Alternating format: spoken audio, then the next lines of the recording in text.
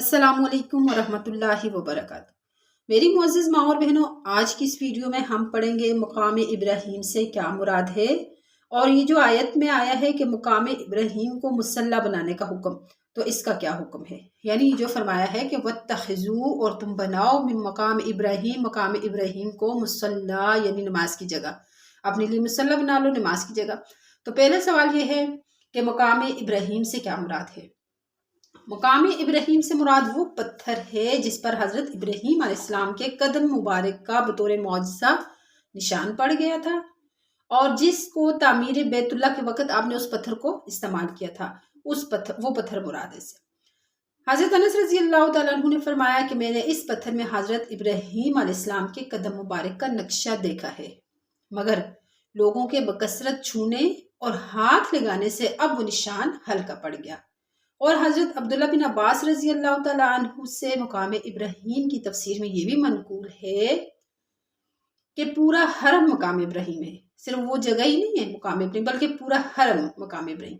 मुमकिन है कि इससे मुराद ये हो कि तवाफ के बाद की 2 रकतें जिनको मुकाम इब्राहीम पर पढ़ने का हुक्म इस आयत में आया है, यानी इससे ये जो नमाज पढ़ने का हुक्म आया, तो इससे मुराद वो 2 रकतें हैं जो तवाफ के बाद की जाती हैं। और इस हुक्म की तामील सिर्फ ये नहीं है कि मुकाम इब्राहीम पर ही ये 2 रकतें पढ़ी जाएंगी, बल्कि इस हुक्म की तामील पूरे हरम में किसी भी जगह ये 2 रकतें पढ़ने से अदा हो जाएगी, और इस पर अक्सर फुक़हा उम्मत मुत्तफिक हैं।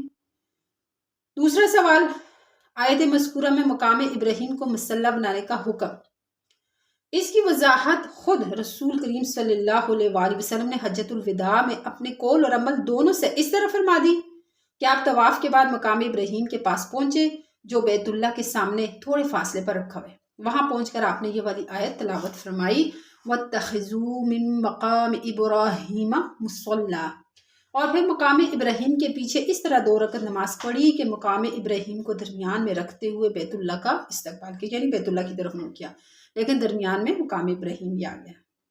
इसलिए फुक़हा उम्मत ने फरमाया कि जिस शख्स को मुकाम इब्राहीम के पीछे मुत्तसिलन, यानी बिल्कुल उसके साथ जगह ना मिले ना, तो वो चाहे कितने ही फासले पर इस तरह खड़ा हो कि मुकाम इब्राहीम भी उसके सामने और बैतुल्ला भी, तो इस हुक्म की तामील हो जाएगी। इस आयत से साबित हुआ कि तवाफ के बाद 2 रकतें वाजिब हैं।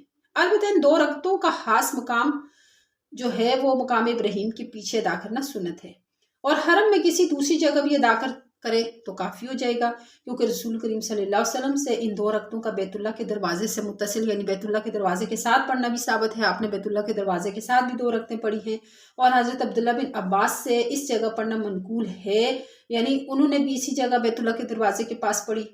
और मुल्ला अली कारी रहमुल्लाह ने मनासिक में फरमाया कि ये 2 रकत तवाफ तो वाजिब हैं, और सुन्नत ये है कि मुकाम इब्राहीम के पीछे अदा की जाए। लेकिन अगर किसी वजह से वहाँ अदा ना कर सका, तो फिर हरम में या हरम से बाहर जहाँ कहीं मुमकिन हो अदा करने से वाजिब अदा हो जाएगा।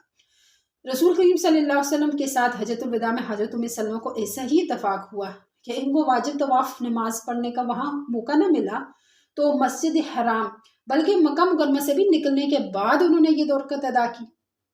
तो गया इससे मालूम हुआ कि अगर ज़रूरत की वजह से हरम से बाहर अदा करे तो तब भी हो जाएगी, अदा हो जाएगी। और जमहूर उलमा के नज़दीक उस पर कोई दम वाजिब नहीं होगा। सिर्फ इमाम मालिक रहमहुल्लाह जो हैं वो दम वजूब के कायल हैं। वो कहते हैं कि अगर हरम से बाहर किसी ने ये 2 रकत अदा की तो उसे दम देना पड़ेगा। बाकी सब के नज़दीक बग़ैर दम दिए उसकी वो 2 रकत जो है, गोया कि वो वाजिब 2 रकत अदा हो जाएंगी। अस्सलामु अलैकुम वरहमतुल्लाहि वबरकातुहू।